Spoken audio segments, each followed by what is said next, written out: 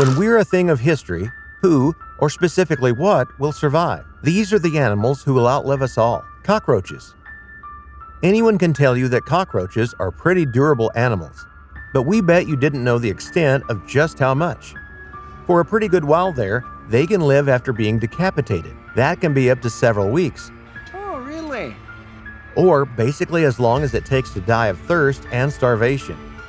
Cockroaches possess genes that allow them to do anything and everything under the sun, from eating glue to, yes, regrowing limbs, and yes, living without a head. The decapitated part only works because of the cockroach's open circulatory system. They're able to breathe through their bodies and don't entirely need their mouth or head to do the breathing part. That's not even mentioning how resilient they are when they do have their heads, capable of making a meal out of things nothing else can. Cockroaches can survive for an alarmingly long time without air, up to 45 minutes actually, so they can easily outweight anyone trying to drown them. They can also live through pretty extreme circumstances, such as temperatures as low as -8 degrees centigrade. Because there are millions of cockroaches crawling here. Radiation? No problem. While the probability of them scurrying away from a nuke is mild, they can survive up to 16 to 15 times the amount of radiation that would annihilate an ordinary human. Devil worms. You have probably never heard of the devil worm, but that might only be because they're a relatively recent find. Devil worms were discovered in 2011 and in the strangest of all places, on the floor of a South African gold mine. These worms were found at depths of 2.2 miles, or in kilometers, that's around 3.6. And they weren't just there surviving, they were thriving. Few things live at these depths. Initially, scientists didn't know if they were originally there or if they were accidentally brought in by miners during their movement. The answer to that question was cleared up though. Devil worms had existed in that mine for thousands of years, between 3,000 and 12,000 years. Ants. Surprisingly, ants also fall under the category of earthly creatures who can live through pretty much everything. However, unlike the rest of those usually listed, ants do so through their smarts, and of course, an unshakable ability to survive extreme circumstances. Here's proof. If in an ant colony, they find that one of them has been infected with a virus or a pathogen, they set their minds to handle it.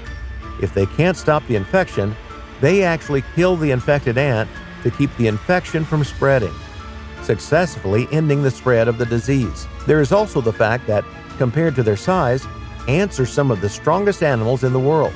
Lastly, they can not only survive, but thrive in nearly every climate on Earth, including the scorching Sahara Desert.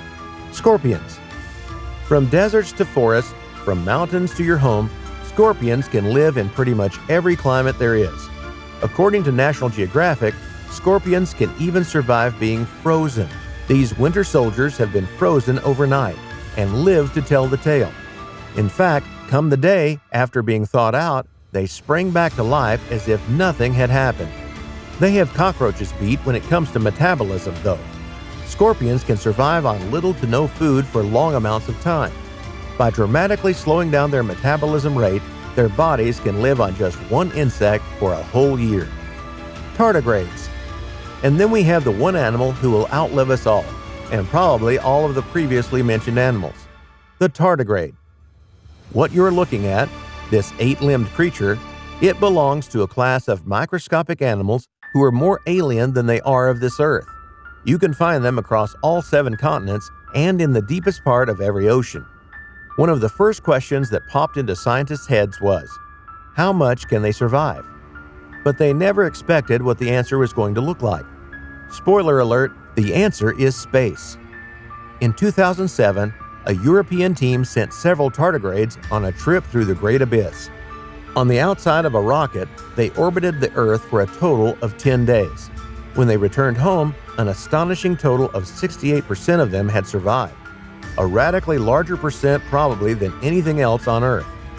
Temperature-wise, they can thrive in temps as high as 300 degrees Fahrenheit and as low as -458.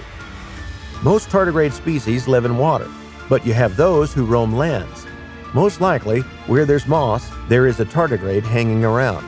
These 8-legged animals can be found chilling in one of the world's driest spots, too. Individuals have been collected from under rocks in deserts in parts that haven't seen rain in 25 years.